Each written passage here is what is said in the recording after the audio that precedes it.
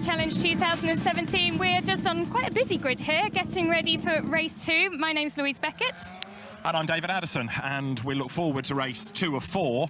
And we go into this with the championship effectively already decided. Felipe Drugovich having done enough in race 1 to effectively claim the crown. He has been dominant throughout this season. So the grid for race 2 is the top 6 reversed from race 1. But it's not as simple as that, is it? No, first of all, he's got now a gap over everybody else of 81 points in the championship. There are 81 points that are still available. But even if anybody did get level with him, he would still win on a tie-break. So let's call him champion-elect, but really he can't be beaten. Now, it could have been a whole lot different, because at the end of race 1, when the cars went for scrutineering, each car has to have 3 litres left in the tank for fuel testing. He only had 2. Normally, you get disqualified. Now, the stewards felt that that was a bit draconian and that there was no performance advantage, really, that they were trying to gain. So rather than hoik him out of the results, a 10-place grid drop. So the good news is he stays in the result, keeps those points, and therefore effectively now wins the championship. But we have this tantalising prospect of watching the champ come up from 14th on the grid, and of course with no pressure. Will be exciting. And not only that, second and third in the championship, it's just 2 points between them. That's right, because Rinus van Kalmthout, who's behind us, won and took the fastest lap in the first race, so he gets 25 for the win, 2 for the fastest lap, and Presley Martono now finds himself under attack. So it's 2 points between those 2 drivers and 3 races for these 2 to dispute second place in the title race. And Rinus was so good at the start of race 1, so we really need to be looking out for him. Absolutely. You need to get to the commentary booth. See you later. And I'm going to go and speak with Rinus, see how he's feeling before the start of this race. I'm sorry, can I just disturb you a moment? So Rinus, you had such a good start to race 1. Can you do the same? You're a little bit further back. You're going to have a bit of a field to get through. Yeah, I think it will be possible to go for another win. The speed is there. I'm unfortunately on all tires, but we got half an hour at a time, so we'll see. Well, those old tyres set the circuit lap record of 1:29.9, so what's possible? Yeah, I think when it gets a little cooler now at the end of the day, we can maybe go for even a quicker time. Will be amazing. Are you looking out for Presley mainly? Is that what you're going to be looking at, where he is with just 2 points between you? Yeah, I think we're tied. We're very close at points now. So I'm just going to do everything I can, and I hope stay in front of him. So for Rinus, it's a win that you're going for? Yeah, sure. Always. Always, of course. He's a racing driver. David, are you back in the commentary booth? Not just yet, so I'll keep walking down the grid and see who I can speak to. Ah, the 2-point difference man, Presley Martono. So you've got a lot to do at the start of this race. Yeah, actually, I'm starting 4th, so it's we'll see how it goes from there. But it's a track that it's quite difficult to overtake, so hopefully I just get a good start and see where my race goes from there. Thanks very much. David, I'm going to go and find Poleman. Back to you shortly. Presley Martono then 194 points, and Rinus van Kalmthout, or Rinus VK with his American branding, is 2 points back, 192. 275 for Felipe Drugovich. The grid is complete then. It is based on the results of race 1, but with the reversal of the top 6. So your pole position driver is the 6th placed Alex Karkazik, but then it shuffles anyway because the 10-place grid drop puts Felipe Drugovich to 14th. At the very back is Louis Gachot, who had an engine cut out in race 1. And here is the confirmation of the standings, but also Gachot was excluded because he hadn't served within the requisite number of laps a drive-through for a jump start. So when he did finally come into the pit lane, that was it, game over.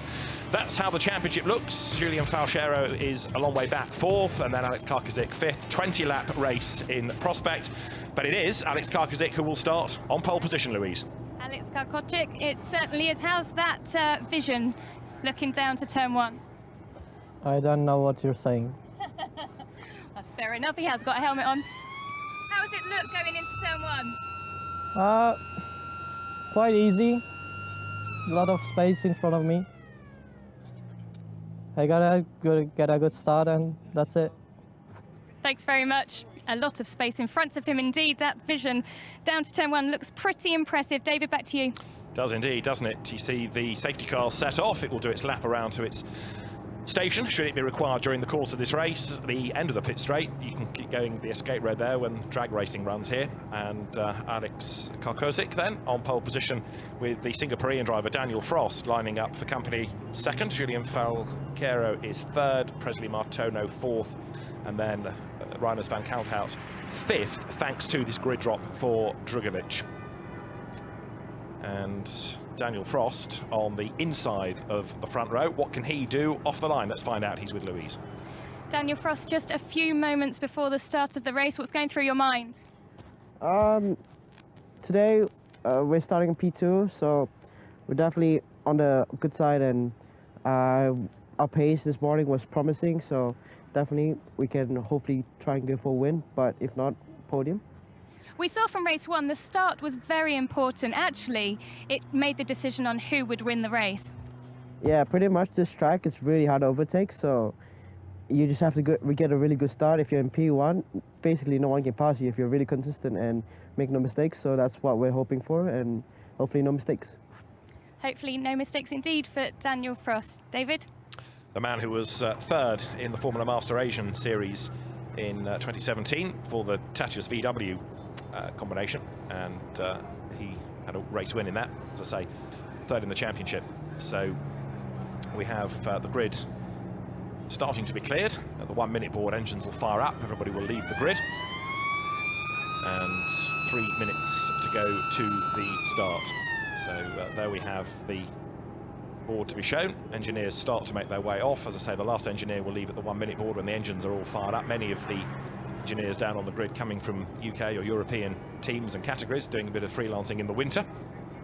And many, like Chris Weller, the boss in years gone by in British Formula 3 of the Prema Tecmi team, and indeed other successful squads. He's looking after Reiners van Kalthout, and he absolutely loves this category because it's another opportunity to work with young drivers, see how they develop, and perhaps shape their futures. Reiners very much focused on racing in America. Other drivers wanting to progress a single-seater career in Europe, and one or two, notably the likes of Dylan Young, wanting to be a V8 supercar racer, or as it's now supercars in Australia. Others perhaps with a sports car theme to their careers, because Henning Enqvist, for example, has come from radicals to LMP3 sports cars in the V2V series in France, but having some single-seater experience this winter, which might determine whether he continues on the single-seater path or sticks with sports cars. There, Presley Martono, who has got the advice of Batman on the grid. He made a pretty duff start relative to Reiners van Kalthout in the first race. It wasn't appalling, far from it, but he just could not defend strongly enough on the run-up through turns 2 and 3. And van Kalthout, who started third, already had to get past Felipe Drugovic, then made his move for the race lead. And once he was ahead, that seemed to take some of the fire out of Martono. He was bitterly frustrated, knowing that he had to really win that race to keep his championship hopes alive, and he then ended up just being able to defend from Drugovic and eventually secure that second place. So can he win this? He's got to keep winning, really, to maintain second spot in the championship now. And what can Drugovic do? What better way to underline his credentials as champion than to come through from 14th on the grid? Podium is a possibility. I know it's hard to overtake, but he has been the standout driver. He was here last year as well, so he's got some track knowledge. Fifth was his best in the 4 races that we had. In fact, a couple of fifths in the 4 races last year here. But even though the cars are a bit different with the paddle shift 6-speed sequential gearbox rather than the H pattern that they had last year, he is still the benchmark driver. So the officials on the gantry overlooking the grid see all the engineers with the trolley batteries heading back to the pit lane, and there is Alex Karkozik on pole position outside of the grid. And of course, in a moment when the cars are waved away, it's not the start of the race, it's that final formation lap for them, generating some warmth into the rubber, and then we will be good to go at the end of that lap. The MRF Challenge then, race 2 of 4 this weekend, their final race of today. 32nd board about to be displayed, and then this 3.7 kilometre circuit will welcome the drivers through. The green flag is now waved, so everybody accelerates away from the line. Some guests leaning out of the MRF tower on the outside of turn 12, and as the cars storm down towards turn 1, this is the part of the circuit that has, over the course of the weekend, caught out many. He's actually caught out Felipe Drugovich in race 1 because he did run wide, bounce over the dirt on the outside and the grass, but he recovered and hung on to that third place despite having dropped a little bit of time to Presley Martone, who was ahead of him. Another one to watch to see if fortunes improve a little bit. Kurt Hill starting from the back of the grid on the penultimate rank, 17th of the 18, the former speed skater, and he is looking for a top 10 finish if he can to round out his season. So this is how they line up. Remember, it's the result of race 1 with the top 6 reversed, and then Drugovich with this penalty. So you have Karkozic, Frost, Falchero, then Presley Martineau ahead of Reiners VK, 6th elevated to 6th Harry Jones, up to 7th on the grid Dylan Young, up to 8th Henning Engqvist, 9th Michelangelo and Endola, and the top 10 on the grid rounded out by Robert McGuinness. Then it will be Manuel Maldonado starting 11th, 12th on the grid Perdana Putramanang, the Indonesian, ahead of Singaporean Pavan Ravichanka. Drugovich slots in 14th then, and he's ahead therefore of Nazim Asman, Richard Wagner, Kurt Hill and Louis Gachot, the one that did not finish race 1. Kurt Hill, just to go back to him for a moment, saying that although before races in Abu Dhabi and Bahrain, for example, he spent time in the UK on a simulator, no such luxury exists for the Madras Motor Race track. So you've got to do your learning pretty much as you're racing on it through the race itself, or free practice and qualifying. Perhaps the 2 free practice sessions that we had yesterday morning, more important here than anywhere, given the lack of data the drivers have, and it certainly makes a difference if you've been here before. So Kurt Hill, the 21-year-old who did his first full season of car racing in the States, and then raced in China last year, 7th in the Formula Master China Series, saying this is very much like an old school track, and similar to those that he's raced on in America. So there he is in the purple car, just coming over the brow of the hill at the back, the 21-year-old Australian then, whose best of the season has been a brace of 12ths, in fact, in Abu Dhabi. Can a top 10 beckon before the end of the season? Qualifying's second best lap time for a driver sorts out the grid for tomorrow's third race of the 4, and the 4th race grid is based on a driver's best lap time taken out of any of the 3 races. Still with me? Good. Grid formed, Louis Gachot is at the back. It is a 20-lap race, race 2 of 4 for the MRF Challenge, round 4 here at the Madras Motor Race track. All smiles from the VIP's trackside. Will it be all smiles for Alex Karkozic come the end of the race? Let's find out as the drivers now concentrate on the start procedure. There will be that 5-second board. It is now brought in. The drivers look towards the MRF gantry. 5 lights go red, engine notes rise, we're racing, and a good start made by Daniel Frost. Then from the inside of the front row, Martone tries to get on the inside of him from 4th on the grid, then goes to the outside line, and Karkozic leads the way. Frost 2nd, Martone 3rd, 4th, Justice Falchero, and round the outside of him in the white car goes Reiners van Kampt to the inside line. Frost defends his 2nd place, blocks Martone, tries to get up the inside of the race leader as well, but as we have a spinner and contact in the pack, Maldonado's in the middle of it, Ravichanka's involved, and the other one in all of that, number 69, is Perdana Putramanang, who was the one that got sideways. So we've got damaged cars, we've got debris on the track. I was about to say that Karkozic is away and gone, but depending on the severity of all the drama at turn 2, we might even end up with an interruption, a safety car, just to see if anybody needs dragging out of the way or debris. Karkozic off the road then. The race leader has gone off at turn 5. So there on the graphs, Alex Karkozic, the race leader, has slithered off the road, and that is the job done. And has he got damaged suspension? He's absolutely furious, because that is a potential win gone, and Karkozic is distraught. Race leader out of the race, and he wants no help from the marshal whatsoever. So, high drama on the opening lap of the race. Was that him that slithered off, or was it a mechanical problem that stopped him? Either way, Karkozic is out, and so, as there wide goes Martono, that might give Falchero a chance to challenge as they come down towards the kink approaching turn 10. It is all happening here at the Madras Motor Race track, as through turn 10, Van Kampt goes wide. Falchero makes contact with him and gets launched into the barriers. He goes on the outside line. Falchero, they were wheel to wheel, they interlock. Falchero goes airborne. And so at the end of lap 1, if you're still following the plot, the survivors are going to be headed across the line by, all being well, Daniel Frost. Presley Martono goes through behind. Reiners van Kampt is next. The cars accelerate their way up through turn 2. So there is Daniel Frost, the race leader. Presley Martono is 2nd. And Daniel Frost, who's had a 4th as his best thus far in the championship, leads the way. There in the background is Putraminang's car out of the race. We're on lap 2 of the 20, and the field accelerating up now with the yellow flags waving to where the car of erstwhile leader Alex Karkozik is parked. Karkozik out of the race, and as you saw, just beside himself with the disappointment. So there's the race leader Daniel Frost as he turns his way out of turn 7, and a red flag shown by a marshal. Race being stopped. Let's see, do we have a red flag on the start line? We do. We have a race stoppage. So that's Manuel Maldonado, who is off the road now as well. And that is Pavel Ravishanka's car. I suspect with so many in different places, it has been deemed necessary to stop the race. It's not just like getting one snatch vehicle to one incident. So we have a stoppage, and the cars will regrid. So one lap had been completed by everybody, and we will await confirmation as to whether it's going to be a complete restart, whether it's a race suspension,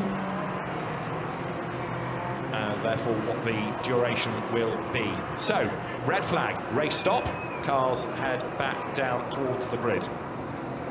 And then we can try and piece together where the gaps are going to be, because we've lost so many of them. Certainly we know that Perdana Putraminang was in trouble. We've seen Pavan Ravishanka, separate incident for Manuel Maldonado, separate incident for Alex Karkozik.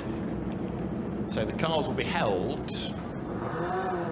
before being brought into position, I suspect.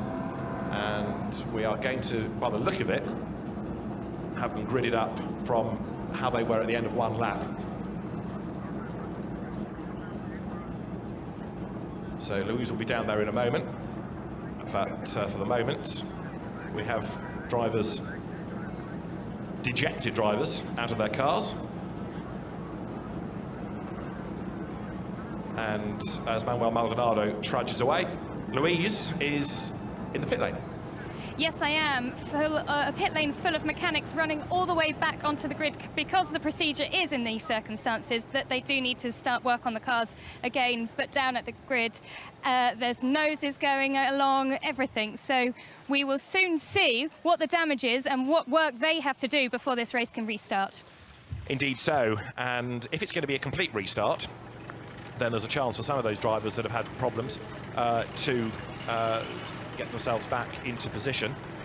If it is a race suspension, then they won't be allowed to restart. Shut off engines was the signal. That's another one that we've lost, of course, Julian Falqueiro. So it was contact between him and Reiners van Kalmthout. Now I just wonder whether van Kalmthout's car suffered any damage. So clearly the team and the scrutineers will want to check that car. The last thing needed is that there's a breakage when we go racing again. Right, let's try and piece all this together then. So this was the start. Karkozik leads. They all dive into turn 1 safely enough. Around the outside of Falqueiro, tries to go Van Kalmthout. Look at Daniel Frost swing across to the inside line, but it was a sideways Putraminang in the background that came across, collected Ravishanka up. Now that also explains Maldonado, doesn't it? Because it was his car that was leaking lubricant. So there's lubricant on the road, also his stranded car. Falqueiro and Van Kalmthout make contact, and that puts Falqueiro into the barriers. And we'd also, of course, lost Alex Karkozik. Now, still intrigued, and I don't know whether Louise will get a chance to ask any of the engineers about this, but whether it was a mistake by Karkozik that put him onto the grass, or whether it was a mechanical problem that stopped him. But you can see how distraught he was. And there he is, as he walks away. So he was the race leader, and then the next shot, the car parked by the side of the road. Karkozik bitterly, bitterly disappointed. A rather tearful Polish driver, knowing that that was his best chance of a race win. Now, they are going to be put, looking at this, into their original grid formation, aren't they? So, there is Daniel Frost's car being pushed to the inside of the road.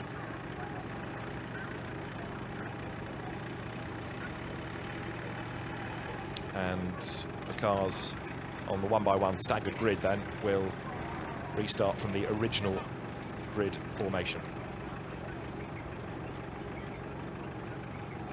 Whether it's going to be 20 laps, we will await news. So the walk of shame for Alex Karkozik as he trudges back to the pit lane. It's going to feel like a very long walk back. And as I keep saying, bitterly, bitterly disappointed after what was a golden chance. He made the start perfectly. He managed to consolidate the race lead. He kept everybody behind him, and then the drama kicks in. So the grid's starting to take shape. Karkozic missing then from pole position. Who else do we expect to be absent? Maldonado and Putra Minang from the 6th row, Ravishankar from the 7th row. What we haven't yet had is confirmation of how they came across the line at the end of lap 1. I'm just intrigued to see where Drugovic had got to, but that remains a secret for the moment. So the other one that we lost was Valqueiro, isn't it? So that's 5 of them that may not be able to take the restart.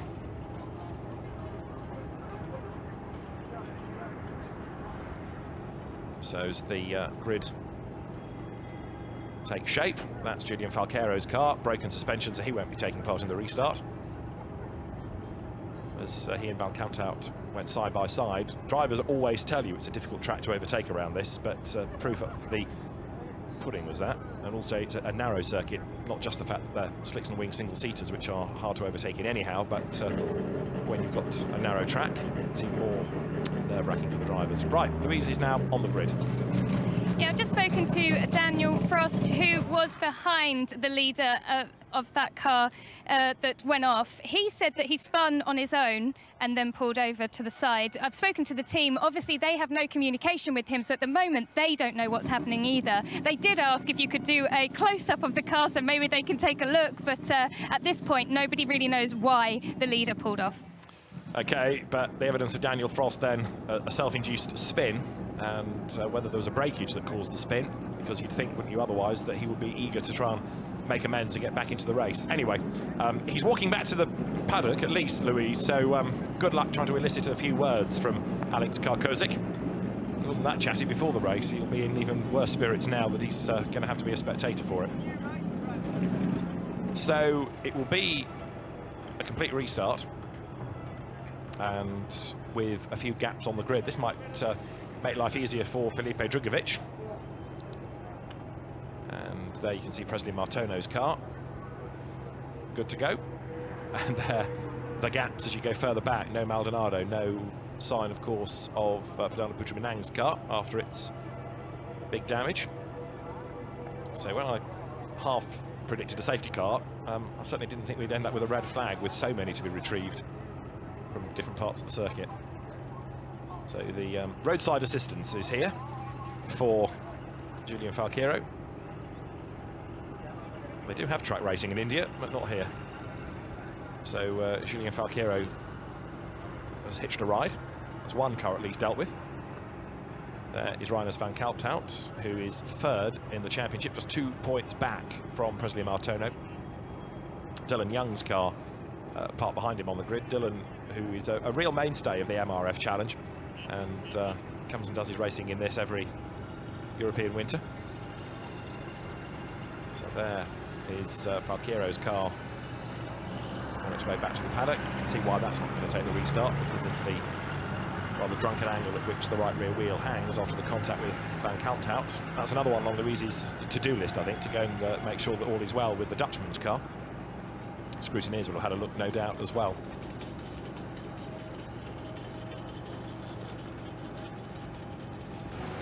So now the replay of the start, as you see how Daniel Frost was able to defend from Martono. And as they swoop through turn 1, Daniel Frost then diving up the inside, securing that 2nd place. Now, do we, out of all of this, see, as there goes Maldonado, but it was definitely Putra Minang that was the sideways one, triggered it, and Karkozic, still just wondering about that front right, whether it looks quite right, but the disappointment, the spin, possibly caused by a breakage, and then the tears that flow for Alex Karkozic, having spun as the race leader on the opening lap.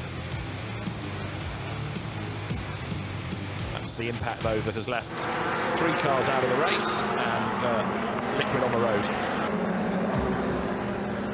Perdana Putra Minang out of his car with the damage, but he was the catalyst in a sense by being sideways and then cutting across the road.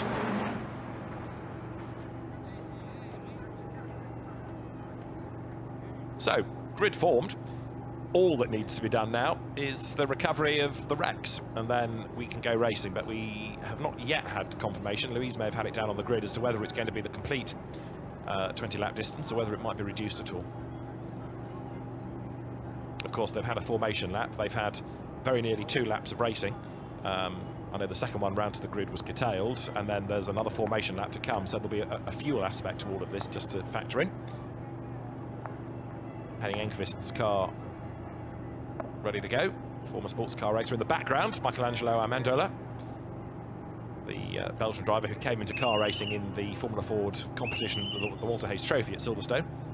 Somewhat of a different circuit, the Silverstone National Circuit, compared to the Madras Motor Race track.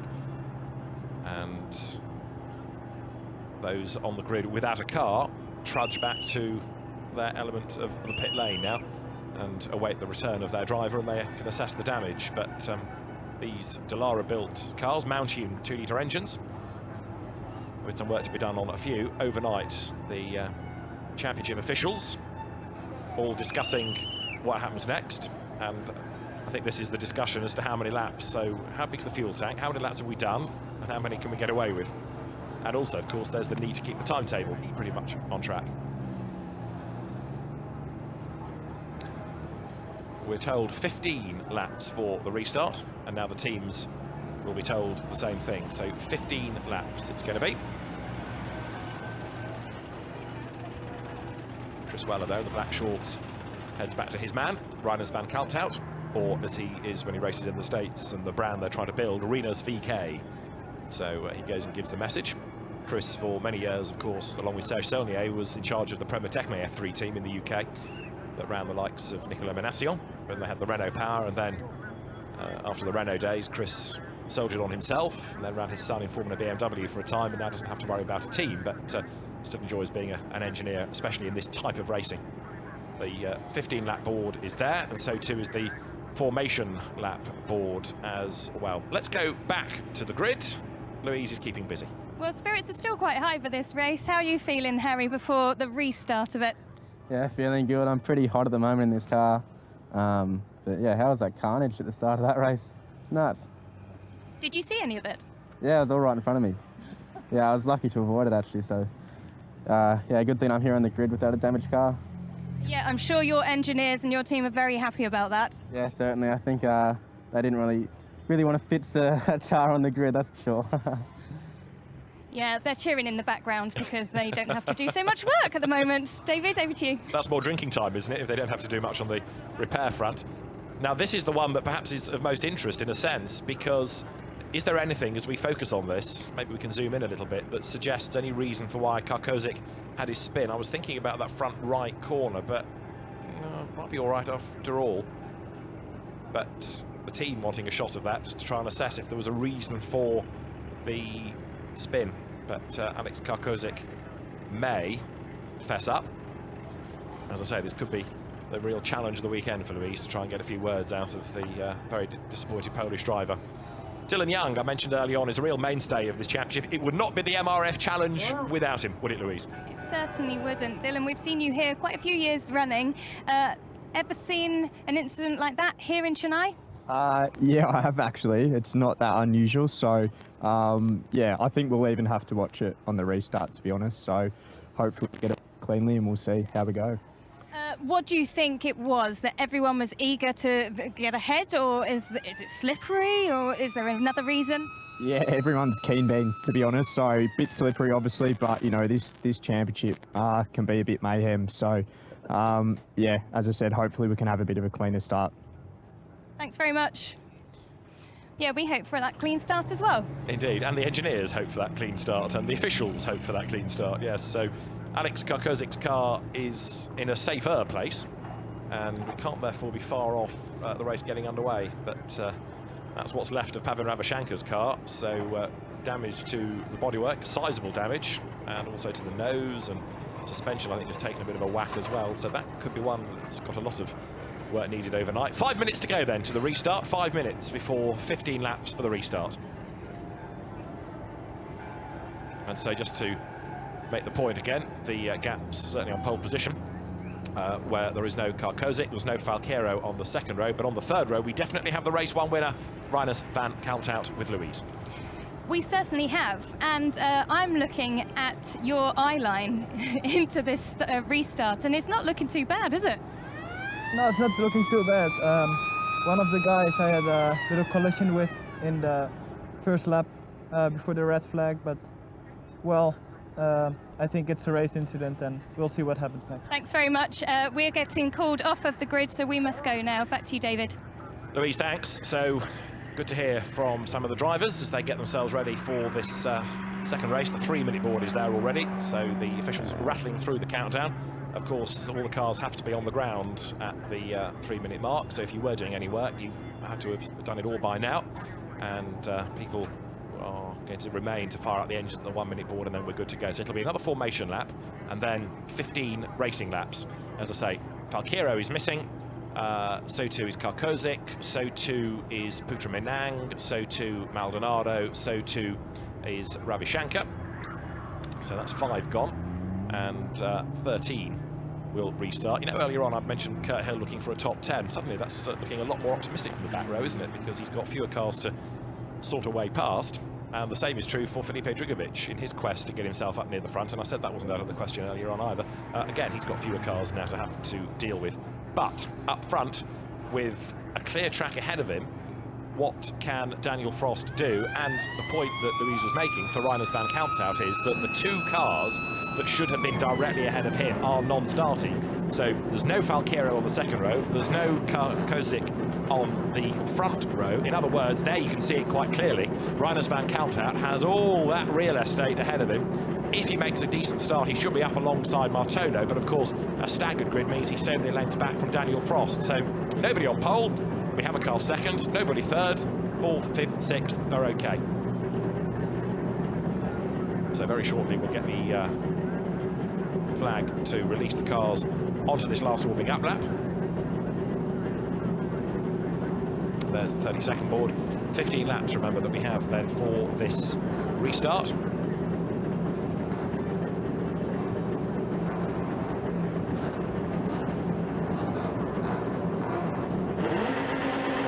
Rise, the green flag flies, and the drivers then have this last lap to not only get the warmth back into the tyres, but also just see whether any liquid put down is going to cause a problem. It was really through, I suppose, turns 3 and 4, where there was that fluid spilt in the melee. Of course, that was irrelevant as far as Karkozic was concerned. He had his own incident on different circumstances, but for some of those in the pack, might have caught them out a little and forced them wide or into a small error.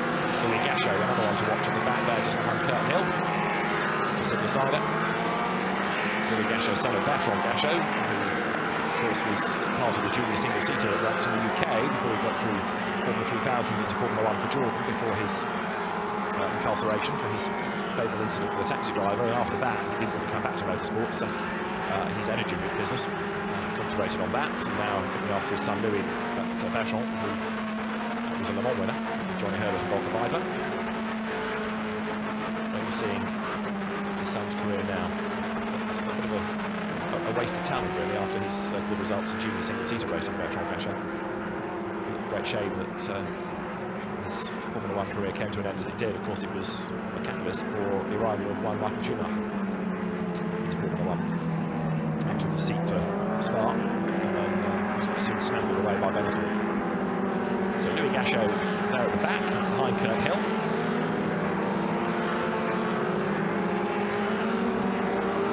And as the field comes through turn 9, the officials are ready on the grid. We will go racing then with a rather depleted field ready for race 2.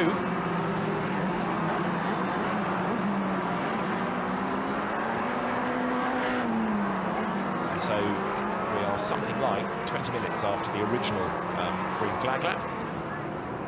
Back they come, and they'll slot into position any moment.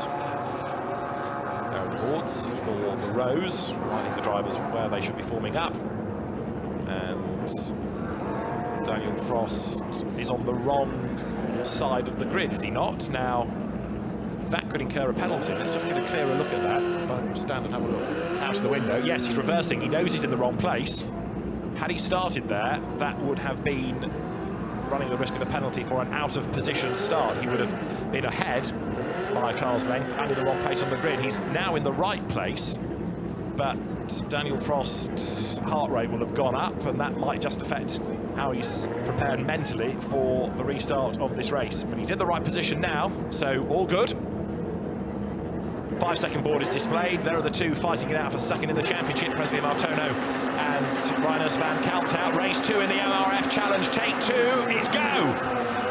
Bad start this time by Van Kalmthout. He's about to get mugged on the run towards turn 1 by Harry Jones up the inside in the red and white car, but it is Daniel Frost who will lead the way. Dylan Young tries to force the issue on the middle ground, but he can't really do it. Martono is second, Van Kalmthout around the outside is third.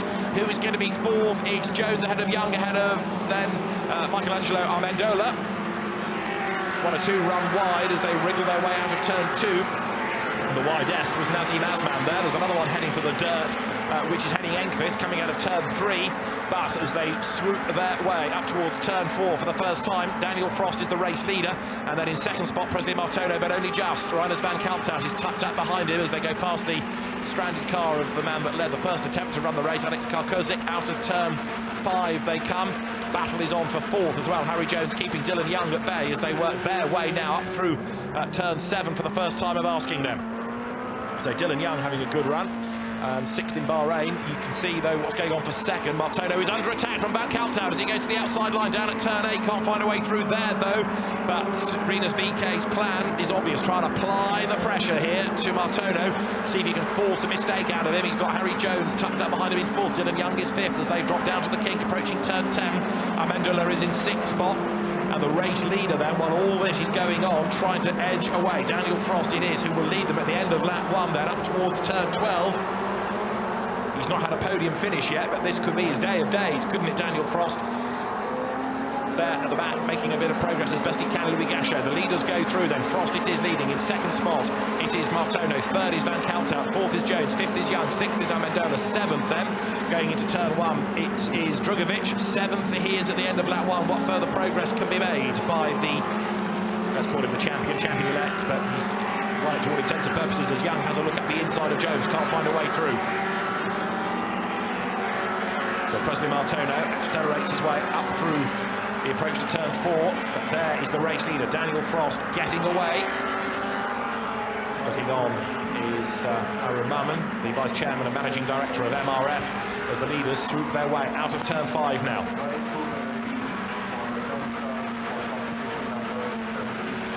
So Martono second, tucked up with him is Reiners van Kalmthout, and the cars turn up towards turn 7. We hear a drive-through penalty is being given to Nazim Azman, number 17, Nazim Azman, for an out-of-position start, a false start. So Azman is being given a drive-through as we have the race leaders working their way now down towards turn 10. Van Kalmthout still pushing on as best he can, getting himself closer and closer and closer to the back of Presley Martono. We saw early on that Van Kalmthout's prepared to attack because there was that contact between him and Falqueiro. Over the brow they come. A battle for second place is exactly what Daniel Frost wants, isn't it? Because then he can start to edge away and let everybody else squabble behind him. Over the timing line they come then. At the end of lap 2, looking to see what more progress, if any, Drugovic has made. I think he's still running in the same place, isn't he, ahead of Amendola. The timing at the moment, I'm afraid, is kaput. There's no lap times, there's no classification, but as they start lap 3, through there you can see Kurt Hill as Martono goes 2nd, 3rd Van Kalmthout, 4th is Jones, 5th is Young. 1 place gain, 6th is where you now have Drugovic, but a very impressive effort this being put in by Louis Gachot. Just have a look there, number 5, so he's running in 8th place now, ahead of Henning Enqvist. So Gachot up from the back of the grid. I know it's a smaller grid this time around, but he's making good progress all the while. Race leader Daniel Frost trying to pull clear as they turn now on this 3rd lap of the 15 up towards the long right-hander through turn 7. Can Van Kalmthout do anything about Martono then ahead of him? What he needs to do, if he can't find a way through, is force a way through by getting a mistake to come from the Indonesian ahead of him. They break now for the kink approaching turn 9 and accelerate towards the kink, and there possibly the mistake starts to evince itself, because wide was Martono. He kicks up the dirt coming out of turn 9, but Daniel Frosted is leading the way. He's not charged off into the distance in the way that Van Kalthout did in the first race, for example, but he has got a comfortable advantage for the moment. Second and third almost together. The gap's down fractionally between them then as they come out of turn 12.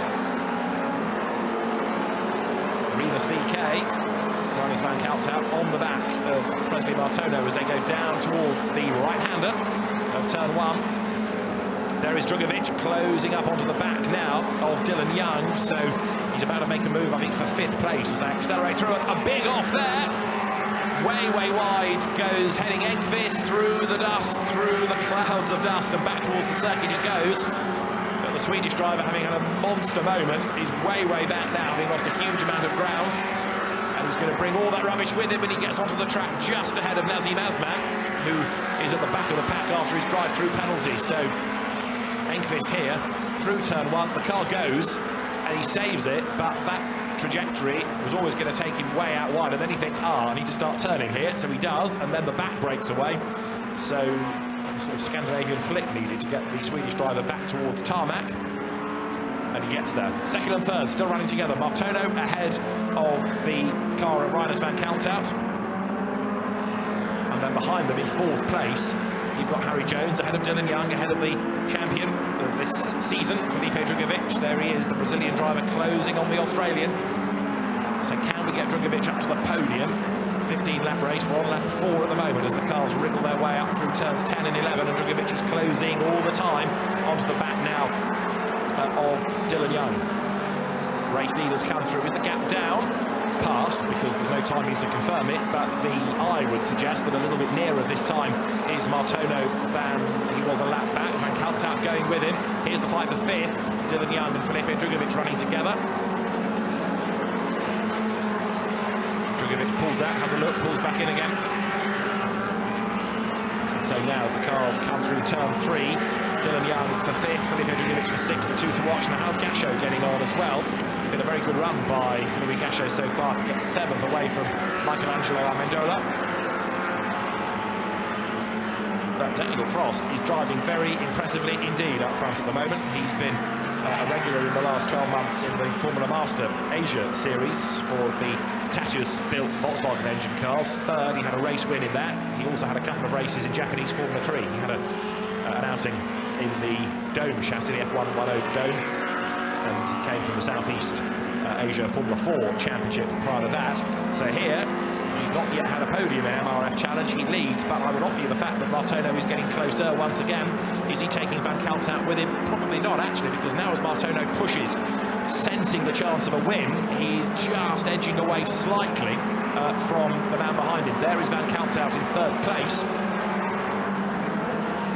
And up they come towards turn 12 through the right-hander.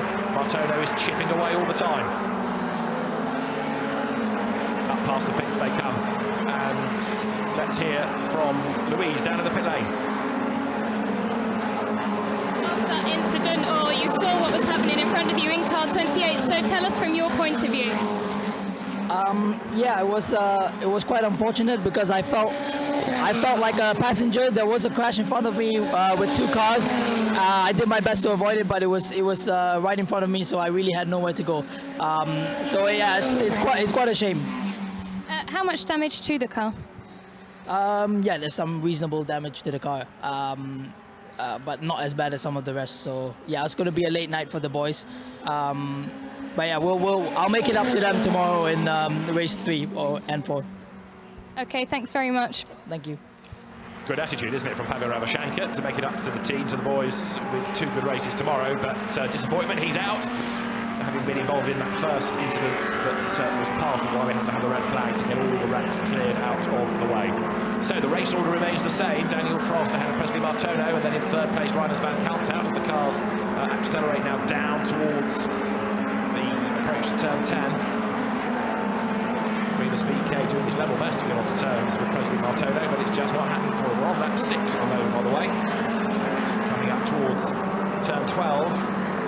Van Kalthout chipping away best he can, but of course what also might well happen is that if Martono does get close to the race lead, he gets sort of stuck, doesn't he, in the dirty air, and therefore we have the possibility of Van Kalthout getting a little bit closer to him. I'm just trying to keep an eye to the board that the marshals are hanging out over the start and finish line at the moment. Is that a penalty for somebody, or is it laps to go? Might be laps to go here, in fairness. But we've had, of course, Nazim Aslan given a penalty earlier on, and so he is trying to fight his way back up from the rear of the pack.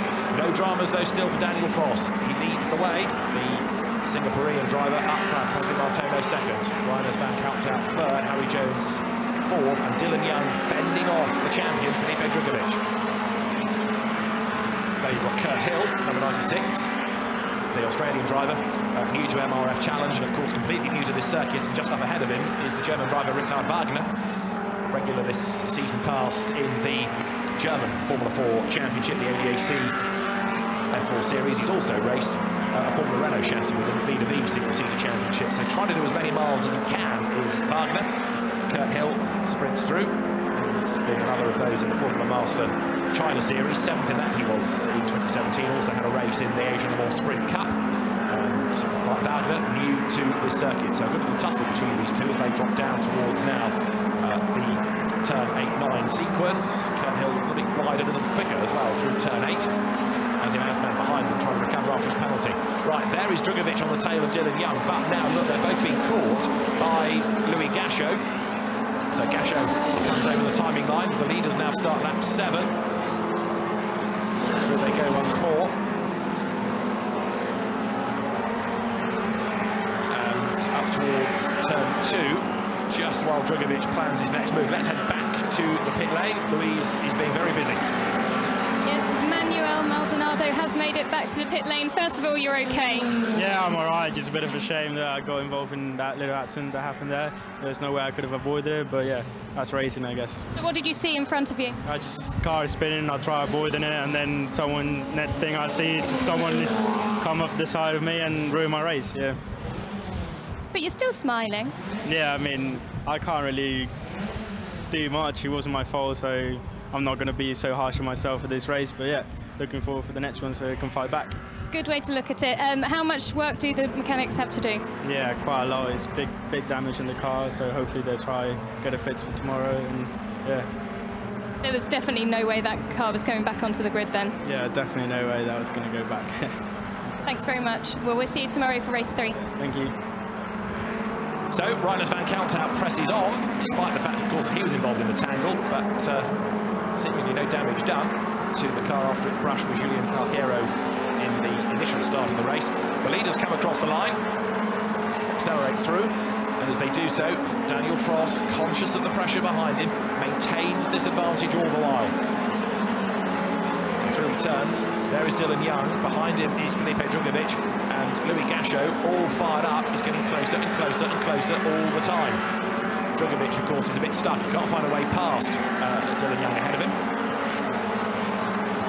So now, as the cars turn up through turn 3, he knows that Gachot is getting nearer and nearer and nearer to him as he hunts him down. Daniel Frost leads the pack at the moment, and currently is on lap number 9 out of the 15.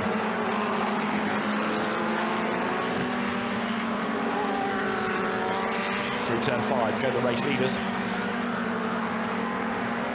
as they swing out of turn 6. Louis Gachot inching up onto the tail of Felipe Drugovich. Drugovich, the man that won all 4 races, of course, in Abu Dhabi last time out, and took the fastest lap in each of those races as well. But he's closing up all the while. Is he going to be able to find a way through? Not here. Dylan Young still doing a very good job of keeping him at bay.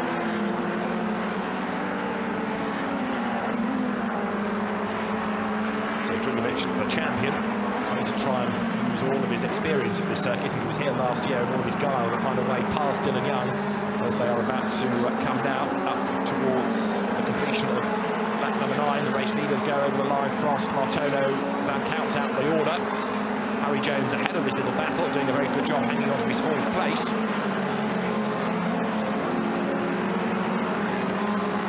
And then this is the fight for 5th as it goes through. It's still Young keeping Drugovich at bay.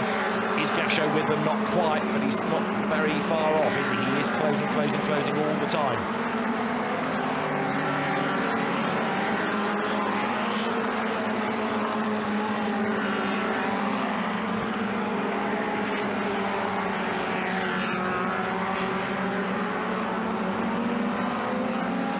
Reiners van Countout has done his level best to get himself up with the pack, and off the road, Daniel Frost in 88, so he falls way back in the pack.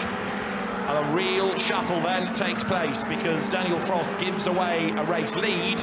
We've had Karkozik in problems, now we have Frost in problems, and it cost him down to 3rd position. So Presley Martono it is who picks up the race lead. Reiners van Countout goes 2nd, Daniel Frost 3rd, Harry Jones 4th is the order. And so as they accelerate towards us, that is great news for Martono. Suddenly a bag full of points goes his way, and what that now means as well is that, of course, Daniel Frost, having driven such an impressive first 2/3 of the race, finds himself not only on the back foot, but a rather distant back foot that is as well. Martono gifted the lead then as he comes up through to complete the lap. Van Countout up to 2nd. Down to 3rd is a very frustrated Daniel Frost, keeping at bay Harry Jones as they work their way out of turn 1. But not only, of course, do we have Martono in the lead, it's a big lead now because Van Countout delayed as he had to find a way past the recovering Frost. They turn out of turn 3, and so Martono now with the kind of advantage that Van Countout had in the first race of the weekend. Up to turn 4 they come.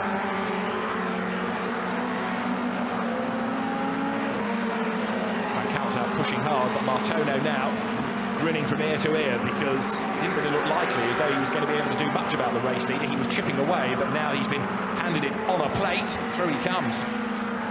Now what can Van Countout do anything about bringing the gap down? I fear not a lot, actually. And Daniel Frost down in 3rd place is going to struggle as well to get any closer. There's Dylan Young ahead of Felipe Drugovich, ahead of Louis Gasho still. That remains unchanged.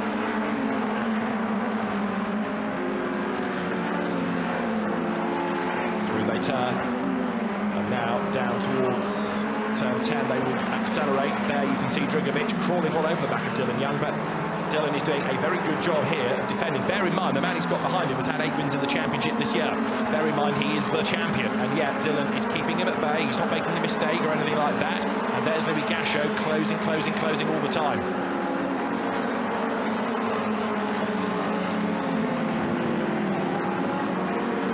Second and 3rd turning through turn 2.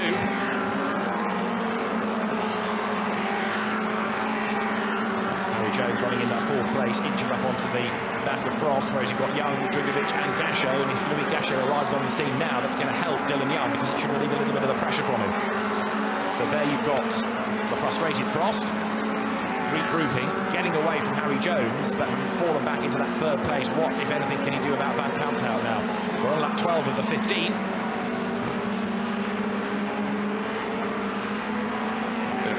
From Harry Jones, who's also on target for one of his better showings of the season. In fairness, the Australian driver was 4th in Dubai in the 4th race of the weekend. He could be on for 4th here as well. So this is the new order: Martono, Van Countout, then Frost, the top 3. Daniel Frost down to 3rd. Still Dylan Young runs 5th, ahead of Felipe Drugovich, and then Louis Gasho up from last on the 18-strong original grid. He runs in that 6th spot. Closing again as he breaks late, trying to force a mistake, and very nearly one there because Dylan Young just ever so slightly sideways coming out of turn 10. Over the brow now. Leaders go by to start lap 13. Gasho through. 60 runs still. So as the leaders go through, Presley Martono up front. Reiners van Countout 2nd. Daniel Frost down to 3rd. 4th, Harry Jones, 5th, 6th, 7th you're looking at, which means still Young, Drugovich, Gasho in that order. As they turn through turn 3, Presley Martono turning in the kind of performance that he needed in race 1. What at least we'll do is stretch the margin a little bit more over Reiners van Countout. 25 points for a win. They're heading his way seemingly, unless there's a sting in the tail to this race. There's 18 heading the way of Van Countout. Well, it was 2 between them already, so it's going to be a significant gap between them going into race 3. What we don't know about is the fastest lap, because we've had no timing, I'm afraid, for this race. There's a huge glitch in the timekeeping system that's being worked on, but the fastest lap points, the 2 for that, we'll have to confirm post-race. race leaders head down there towards the right-hander at turn 8, and Drugovic has a look to the inside of Dylan Young, but again it comes to naught for him. Through they turn, accelerate now towards turn 10.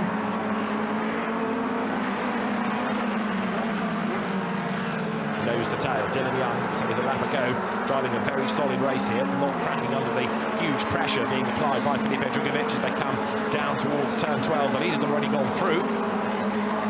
So for Presley Martono, he's edging towards a win, isn't he, here? Second spot, Reiners van Kalthout a little bit too far back to think about challenging, and then Daniel Frost running in third spot.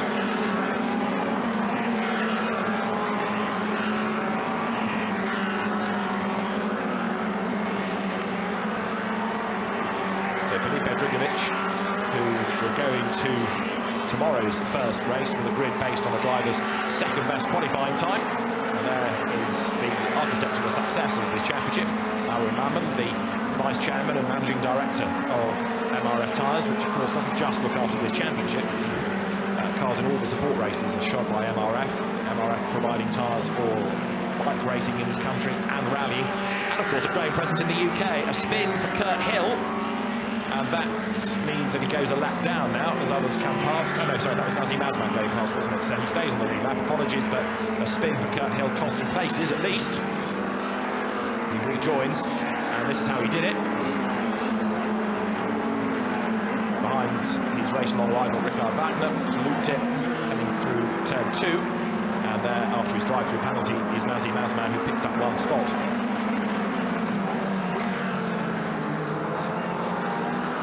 Just to finish the point about MRF, more and more championships in the UK in racing and rallying being run now on MRF tyres. So it's a brand becoming common outside just its home soil. Right, Dylan Young versus Felipe Drugovic. The leaders have got 2 laps to run, and Drugovic getting a bit more toey now as he tries to find a way up past the black car ahead. Dylan Young hangs on to the place.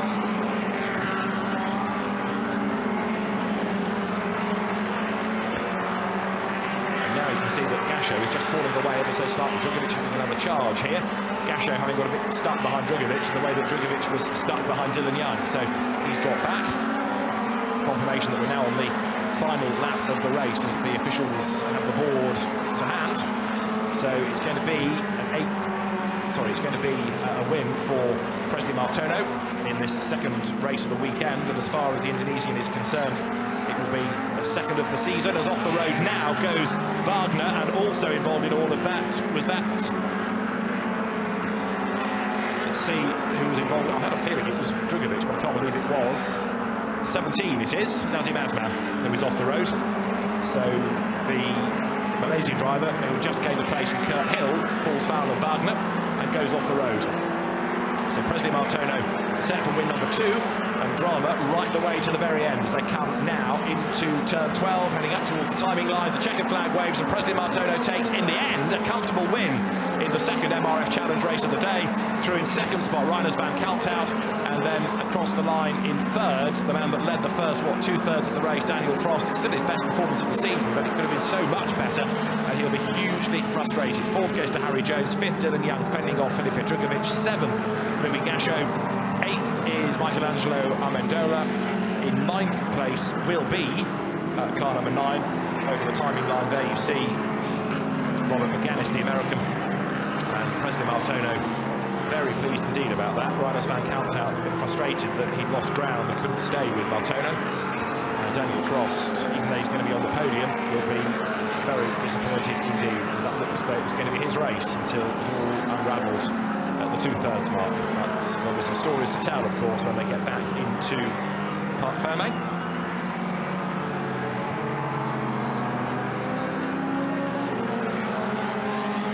So Reiners van Kalthout now loses a further, potentially loses 7 points to Presley Martono. As I say, there are the 2 points from the fastest lap that have not yet been attributed, because for the entire race no timekeeping existed, so the teams are all on dark as well. Presley Martono, though, takes the race win from Reiners van Kalthout, and Daniel Frost 3rd. Harry Jones finishing 4th ahead of Dylan Young, and then Felipe Drugovic, the champion, in 6th position.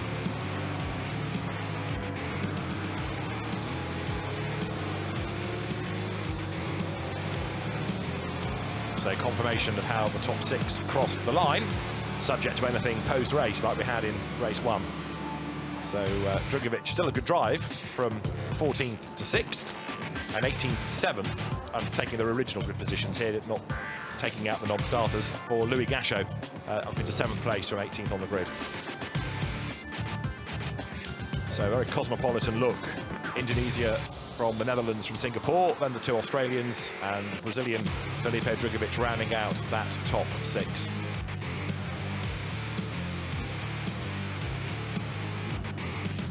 So down the pit lane they come, with Reiners van Kalthout arriving ahead of Presley Martono.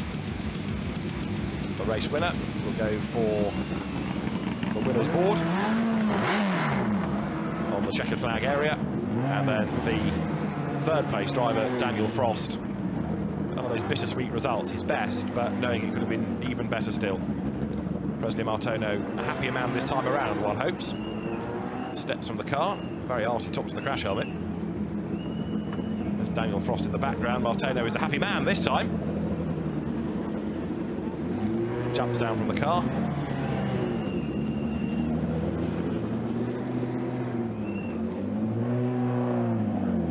And mixed emotions for the drivers in the top 3, with a rather frustrated Van Kalthout not being able to stay with the race leader.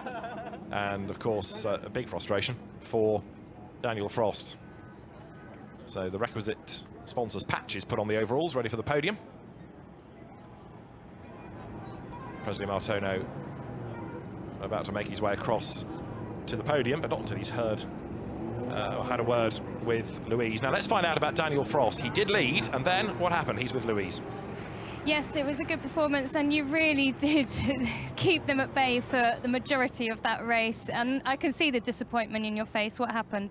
So coming down to corner 5, the car was pretty good until then, and when I going down the gears and down the 2nd gear, it didn't work. And once he went in, and it over revved and snapped the car, and I had to save it, and then I just had to cut the track, and I lost my pole position.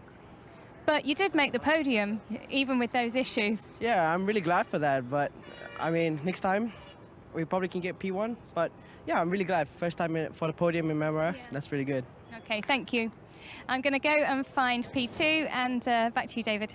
Louise, thanks. Right, that starts to piece it all together, doesn't it? So a gearbox problem that caused the car to have a big twitch, which in turn caused a big save, which in turn caused him to go off the road and lose places. So a mechanically induced problem that Daniel Frost suffered, as those watching on from the MRF Hospitality Tower on the outside of the circuit look down on the pit lane, where Reiners van Kalthout is with Louise. Well, in the battle that goes on between yourself and Presley, wasn't quite able to get that win on this one. No, it was a hectic race. First the red flag, then I didn't have a really good start, but still stayed in 3rd position. Then Daniel, he went off towards the end of the race, and he joined the track, but I had to get out of the way and go through the grass, so I think otherwise a win was possible, but the quickest time again, so. Good performance as well. Yeah, thank you. Thank you. I'll let you go and celebrate on the podium while I go and find the winner of race 2. So to the podium will go Reiners van Kalthout, and it's going to be Presley Martono that we hear from next as the track is being swept. And it starts to piece together. We'd seen Van Kalthout being delayed by Daniel Frost, but now we know why. And Presley Martono, of course, had already gone. So although it was a place gained in the end for Reiners VK, time lost, meaning that he didn't have a chance to get back onto terms with this man. So Presley Martono it is who takes the win, takes the points. As I say, we still don't know about the fastest lap because the timekeeping system has rather collapsed of that last race. But as soon as we know, we'll let you have the news. So there is the car and the driver smiling from ear to ear, no doubt, having been racing for Marc Vedette's team in the Formula Renault Euro Cup and Formula Renault NEC in 2017. Presley Martono, former Formula 4 Southeast Asia champion, in fact, 2016-2017 season. He won that with 9 race wins. So the drivers are getting ready for the podium, and do we have a Presley Martono, or is he going to be sucked into the podium ceremony? Let's just grab him before we get to the podium itself. Louise.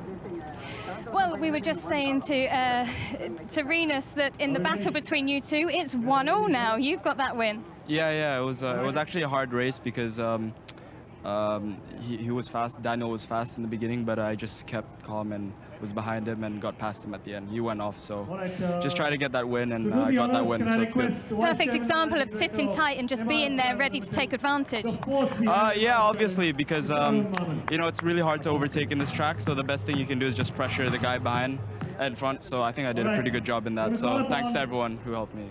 Yeah. Well done, thank you. So the drivers being called for the podium, and we shall hear in a moment the podium celebrations getting underway. There is Arun Maman, the Vice Chairman and Managing Director of MRF, ready to welcome first up Daniel Frost, a frustrated third. Second goes the way of Rinus VK, or Rinus van Kalthout, to give him his full correct title.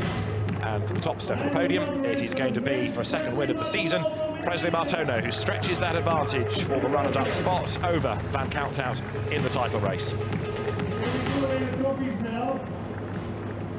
So the trophy is prepared. Daniel Frost will receive his trophy. And then we will have from Arun Maman, the Vice Chairman and Managing Director of MRF, the trophy for the second placed Rinus van Kalthout. So he's had a win and a second. It's not too bad a day. Presley Martono on the top step, a second win of the MRF Challenge for 2017-2018. He gets the biggest trophy of all. Smiles all round. Pose for the photographs, and their work for today done. Now the chance to go and debrief with the engineers and look forward to how second in the title race might pan out tomorrow, with this gap just a little bit wider now between Presley Martono and Rinus VK, Rinus van Kalthout. We will turn our attention next to the highlights of the first attempt to run the race. It had been wiped out with 5 cars littered trackside. The smaller grid, second time of asking, got underway. And as they turned their way up through turns 1 and 2, it was Daniel Frost who secured the lead. He pulled away. Presley Martono therefore had to fight second and third duel with Rinus van Kalthout, and it all looked to be going well for Daniel Frost. The advantage he had over Martono and van Kalthout started to extend. Others weren't so fortunate. Henning Enquist had this big move down at turn 1 and rally crossed his way back towards the circuit. Martono pushed, brought the gap down a little, and in so doing just extended by a length or so his margin over Van Kalthout, as Felipe Drugovich got himself up into 6th place and was crawling all over the back of Dylan Young. When Frost went off the road, up and past him went first Presley Martono, and then, or being delayed, Rinus van Kalthout. And so what that meant was that Frost, who'd had a gearbox problem that caused the car to snap sideways, fell back into third. Still his best result, but a frustrating third nonetheless, as Kurt Hill had a rally crossing moment out of turn 12 and a spin at turn 2. He wasn't alone in that, because off the road had gone Richard Wagner, Nazim Azman going with him. Through all the drama, though, came Presley Martono to win. Rinus van Kalthout taking 2nd place and the points for the fastest lap, and 3rd going the way of the rather frustrated Daniel Frost. 2 more races tomorrow in the MRF Challenge. That's it for now, though, from the Dras Motor Race track, and from Louise Beckett and David Addison. Bye for now.